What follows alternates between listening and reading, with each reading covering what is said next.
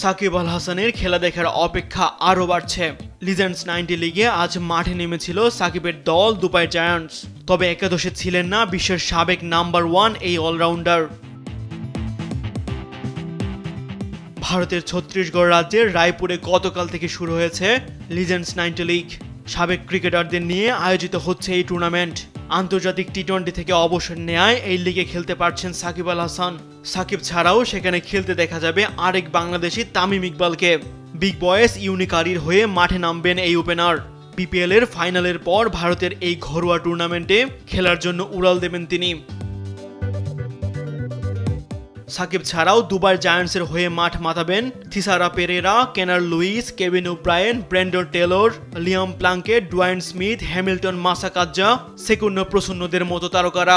অন্যদিকে নতুন এই লিগে তামিম সতীর্থ হিসেবে পাচ্ছেন স্বদেশি Abdur Razzak, Chris Gayle, Tillakaratne Dilshan, Herschelle গিবসের মতো কিংবদন্তিদের।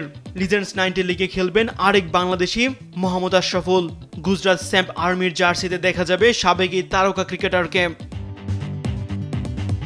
7টি দল নিয়ে শুরু হয়েছে এই প্রতিযোগিতা। বাকি দলগুলো হলো Haryana Gladiators, Delhi Royals, Chhattisgarh Warriors ও Rajasthan Kings. Suresh Raina, Harbhajan Singh, Shikhar Dhawan, Dwayne Bravo, Ross টেলরদের মতো তারকাদের দেখা যাবে 90 বলের এই প্রতিযোগিতায়।